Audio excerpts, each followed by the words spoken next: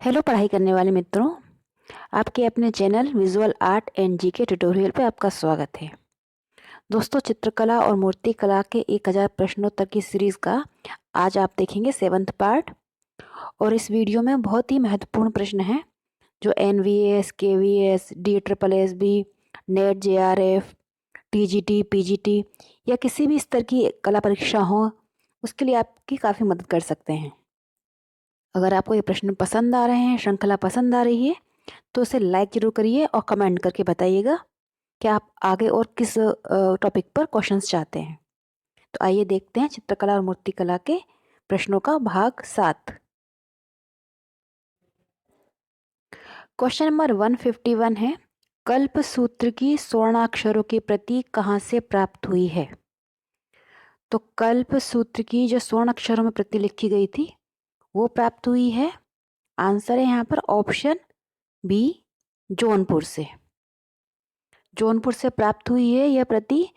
इसका जो time period है वो है 1467 और ये जौनपुर के बादशाह थे हुसैन शाह शर्की, उनके शासनकाल में चित्रित की गई थी। और इस समय यह प्रति नरसिंह जी की पोल के ज्ञान मंदिर में सुरक्षित है। ये प्राप्त हुई थी जौनपुर से। आंसर है यहाँ पर ऑप्शन बी। क्वेश्चन नंबर 152 है, कौन सी मेवाड़ की उपशैली नहीं है? तो मेवाड़ शैली जो कि राजस्थान की शैली है, इसकी उपशैलियां हैं उदयपुर, देवगढ़, नाथद्वारा। तो बूंदी जो है वो मेवाड़ की उपशैली नहीं है। आंसर हो जाएगा यहाँ पर ऑप्शन सी। याद रखिए, मेवाड़ की 3 उपशैलियां हैं, उदयपुर, देवगढ़ और नाथद्वारा। क्वेश्चन नंबर 153 है, राजा गोवर्धन अपने बेटे प्रकाश चंद्र के साथ हुक्का पीते हुए चित्र किस शैली में निर्मित है? तो ये जो चित्र है, राजा गोवर्धन अपने बेटे प्रकाश चंद्र के साथ हुक्का पीते हुए, ये गुलेर शैली का चित्र है। आंसर है यहाँ पर ऑप्शन ए, गुलेर शैली में चित्रित हुआ था। और पंडित सेओ और उनके पुत्र मानकू नेनसुख ने 1750, इसका टाइम पीरियड है, 1750 में इसे चित्रित किया था। कहीं पर मानकू बेटा बताया गया है, कहीं पर मानकू बेटी बताई गई है, तो ये कंफ्यूजन है। बट पंडित सेओ के ये पुत्र या पुत्री थे, मानकू और नैनसुख। क्वेश्चन नंबर 154 है, किसने कहा है कि बसोहली शैली पहाड़ी लोक कला एवं मुगल प्रविधि के सुख मिलन के फलस्वरूप उत्पन्न हुई? तो बसोहली शैली जो है पहाड़ी लोक कला एवं मुगल प्रविधि के सुखद मिलन के फलस्वरूप उत्पन्न हुई। और इसे कहा था, और इसके आगे कहा था, यह शैली कांगड़ा की सुकुमारता, संस्कारिता व सूक्ष्मता से भी विरक्त रही है, लेकिन सहजता व ओजस्विता के गुण से परिपुष्ट है। ये बात कही थी MS रंधावा जी ने। आंसर है यहाँ पर ऑप्शन बी। ये अच्छे राइटर थे, इन्होंने पहाड़ी चित्रकला के ऊपर किताबें भी लिखी हैं। क्वेश्चन नंबर 155 है, रामकिंकर बेज द्वारा निर्मित मूर्ति शिल्प यक्ष यक्षिणी की माप क्या है? तो रामकिंकर बेज जी ने इस मूर्ति शिल्प को बनाया था पत्थर में। याद रखिए, ये यक्ष यक्षिणी जो मूर्ति शिल्प है ये पत्थर में निर्मित है और रिजर्व बैंक ऑफ इंडिया नई दिल्ली के सामने है ये बाहर। और इसकी जो माप है वो है 24 फीट। आंसर है ऑप्शन सी, 24 फीट में ये पत्थर में निर्मित मूर्ति शिल्प है। क्वेश्चन नंबर 156 है, किस कलाकार का चित्र एयर फ्रांस द्वारा पेरिस में आयोजित प्रदर्शनी में पुरस्कृत हुआ था? तो एयर फ्रांस द्वारा पेरिस में आयोजित प्रदर्शनी में तेल चित्र था, ये ऑयल पेंटिंग थी जिसका टाइटल था रक्षा के लिए नारी। रक्षा के लिए नारी, ये पुरस्कृत हुआ था और इससे बनाया था आरा जी ने। आंसर है ऑप्शन बी, आरा जी ने इसको बनाया था। और आरा जी का इनका नाम था कृष्ण हवलाजी आरा और इनका टाइम पीरियड था 1940 टू 1985। 1914 टू 85, 1914 से 1985 इनका टाइम पीरियड था। क्वेश्चन नंबर 157 है, मृणालिनी मुखर्जी को किस वर्ष ब्रिटिश स्कॉलरशिप मिली? तो मृणालिनी मुखर्जी जिनका जन्म हुआ था 1949 में, इनका जन्म हुआ था 1949 में जन्म हुआ था इनका। और इन्हें इनका जन्म हुआ था मुंबई में और 1965 से 70 के बीच इन्होंने MS बड़ौदा विश्वविद्यालय से शिक्षा प्राप्त की और इनकी मृत्यु हो गई 2015 में। और इनको 1978 में स्कॉलरशिप मिली थी ब्रिटिश स्कॉलरशिप। आंसर है ऑप्शन ए, 1978 में इन्हें स्कॉलरशिप मिली थी। और ये विनोद बिहारी मुखर्जी जी की बेटी थी और बहुत कुशल मूर्तिकार थी। लेकिन इनकी जो मूर्ति जो बनाती थी ये अपने शिल्प, ये जूट में बनाती थी, जूट धागा इस तरह का ये मटेरियल यूज करती थी।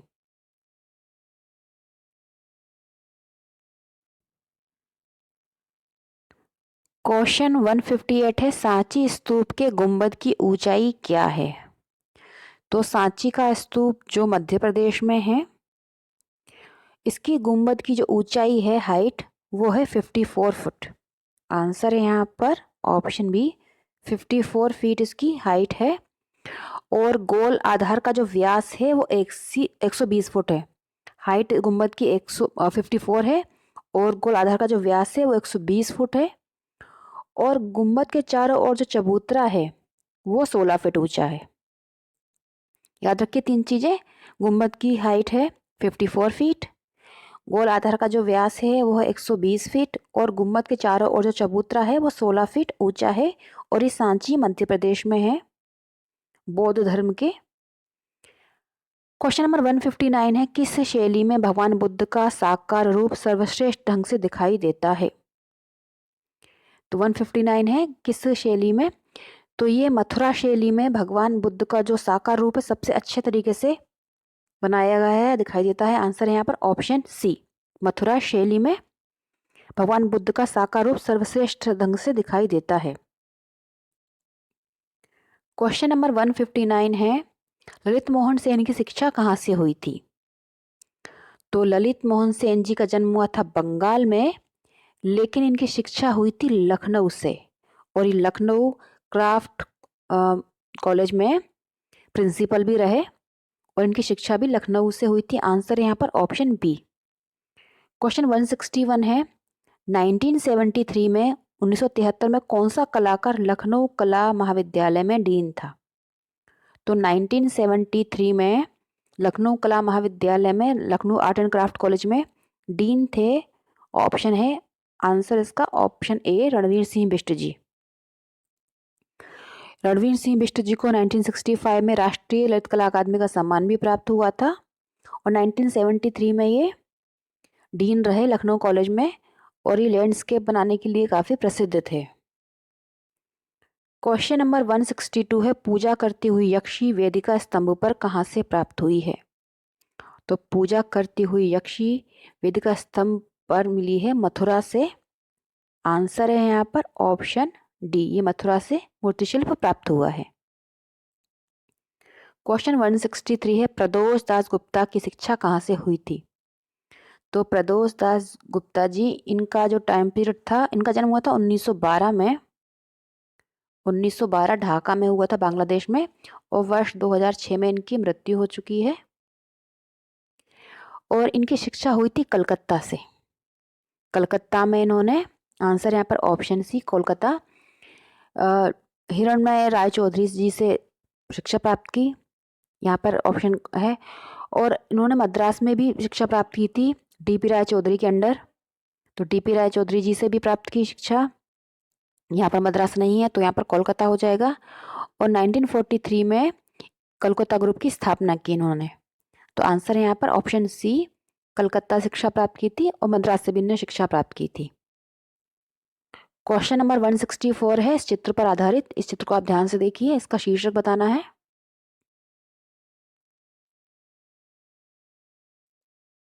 ये चित्र है,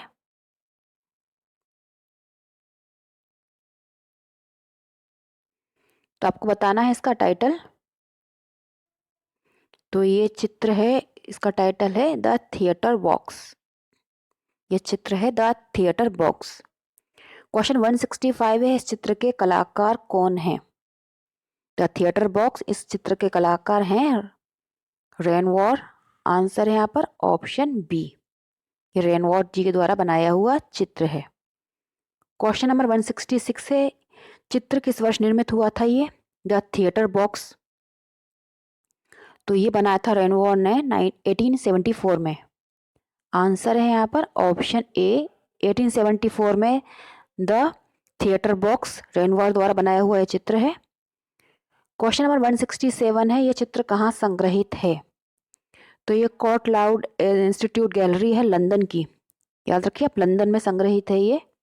आंसर है यहाँ पर ऑप्शन डी। आपको एक चित्र दिखा देती हूँ मैं फिर से। ये चित्र है रेनवॉर के द्वारा बनाया हुआ द थिएटर बॉक्स, 1874 में बनाया था और ये लंदन की गैलरी में संग्रहित है। ये ऑयल माध्यम का चित्र है। क्वेश्चन नंबर 168 है, great old man of India किस कलाकार को कहा जाता है? तो the great old man of India कहा जाता है सान्याल जी को। आंसर है यहाँ पर ऑप्शन सी, क्योंकि इनकी जो आयु थी 101 वर्ष तक जीवित रहे थे। 1902 में इनका जन्म हुआ था। 1902 में इनका जन्म हुआ था, 2003 में इनकी मृत्यु हुई, इसलिए इन्हें कहा जाता है the great old man of India. और इनका जन्म हुआ था असम में, और नई दिल्ली में इन्होंने गैलरी 26 की स्थापना की, दिल्ली शिल्पी चक्र की स्थापना की, और इनको पद्मश्री मिला था, पद्म भूषण 1984 में। 1984 में इनको पद्म भूषण सम्मान प्राप्त हुआ था सान्याल जी को। क्वेश्चन नंबर 168 है, पार्थ दास गुप्ता की विधा क्या है? तो पार्थ दास गुप्ता जो हैं वो, इनका जन्म हुआ था 1966 कलकत्ता में। शांति निकेतन से इन्होंने पढ़ाई की है और ये सिरेमिक आर्टिस्ट हैं। शांति निकेतन से इन्होंने सिरेमिक में मास्टर्स किया है। तो यहाँ पर तो आ जाएगा मूर्ति कला, क्योंकि पोट्री दी हुई नहीं है, सिरेमिक दिया हुआ नहीं है। याद रखिए सिरेमिक आर्टिस्ट हैं ये पार्थ दास गुप्ता, और शांति निकेतन से ये इन्होंने मास्टर्स किया है। क्वेश्चन 170 है, जयपुर रेलवे स्टेशन पर और शांति निकेतन के हिंदी विभाग के प्रांगण में रामायण पर भित्ति चित्र किसने निर्मित किए हैं? तो जयपुर रेलवे स्टेशन और शांति निकेतन के प्रांगण में रामायण पर भित्ति चित्र बना है। आंसर है यहाँ पर कृपाल सिंह शेखावत जी, ऑप्शन सी। इन्होंने ये भित्ति चित्र बनाए हैं। इनका जन्म हुआ था 1922 में। इन पर मैंने प्रश्नोत्तर का पूरा वीडियो बनाया है, आप जरूर देखिएगा, डिटेल में आपको काफ़ी चीज़ें मालूम चल जाएंगी। 1922 सीकर जिले के माधोपुरा तहसील में इनका जन्म हुआ था, और वर्ष 2008 में इनकी मृत्यु हो चुकी है, और उनको पद्मश्री सम्मान भी प्राप्त हो चुका था। कृपाल सिंह शेखावत, जिन्हें ब्लू पॉटरी के जो जनक कहे जाते हैं, मतलब ब्लू पॉटरी प्रसिद्ध करने के लिए जयपुर राजस्थान में इनका नाम काफ़ी अग्रणी रहा है, मतलब प्रमुख यही कलाकार रहे हैं। तो उन्होंने जयपुर रेलवे स्टेशन पर चित्र बनाए हैं। क्वेश्चन 171 है, 171 चित्र है नंद यशोदा और कृष्ण वृंदावन जाते हुए, ये किस कलाकार का है? इस चित्र को किस कलाकार ने बनाया है? तो ये जो चित्र है नंद यशोदा और कृष्ण वृंदावन जाते हुए, ये टेम्परा माध्यम में बना था 1785-90 बीच में। इसका जो टाइम पीरियड है वो है 1785 से 90 के बीच में बना है ये टेम्परा माध्यम में, और इसे बनाया था नैन सुख ने। ये पूछा जाए कहाँ संग्रहित है, तो ये एनजीए में, national gallery of modern art, Delhi में संग्रहित है। नई दिल्ली में संग्रहित है ये एनजीएम में नैन सुख का बनाया हुआ चित्र, नंद यशोदा और कृष्ण वृंदावन जाते हुए। क्वेश्चन 172 है, जहांगीर के दरबार में कौन जानवर और व्यक्ति चित्रकार था? मतलब जानवर बनाने में और पोर्ट्रेट बनाने में कौन सा चित्रकार प्रसिद्ध था? तो ये थे, आंसर है यहाँ पर ऑप्शन बी, अबुल हसन। इन्होंने जहांगीर के जब सिंहासन पर बैठे थे वो चित्र भी बनाया था, जिसके लिए इन्हें पुरस्कृत किया गया था। ये जानवर और व्यक्ति चित्र बनाने में मशहूर थे। और मंसूर जो थे वो पक्षी चित्रकार थे। और याद रखिए जहांगीर का जो टाइम था वो था 1605 से 1627, इसी बीच का ये चित्र है, मतलब इसी बीच इन्होंने ये चित्र बनाया था जहांगीर के लिए अबुल हसन ने। क्वेश्चन 173 है, कुल्लू शैली किस शैली की उपशैली है? तो कुल्लू जैसे कि आप जान गए ये पहाड़ी शैली है, लेकिन पूछा गया किसकी उपशैली है, तो ये मंडी शैली की उपशैली है। आंसर है ऑप्शन डी, मंडी की उपशैली है कुल्लू। इस शैली में हल्के और गहरे दोनों तरह से कलर यूज किए गए थे। आंसर है यहाँ पर ऑप्शन डी। क्वेश्चन 174 है, चित्र चौगान प्लेयर के चित्रकार कौन थे? तो चित्र है चौगान प्लेयर, ये 18वीं शताब्दी में बना था जोधपुर शैली में। याद रखिए, क्योंकि इस तरह के चौगान प्लेयर पे भी कई मतलब बने हैं, दक्षिण भारत में भी बने हैं। ऑप्शन के हिसाब से मैं देखना पड़ेगा। ये वाला चौगान प्लेयर जो है ये 18वीं शताब्दी में जोधपुर शैली में बना था दाना द्वारा। आंसर है यहाँ पर ऑप्शन डी, दाना द्वारा बनाया गया था 18वीं शताब्दी में जोधपुर शैली में।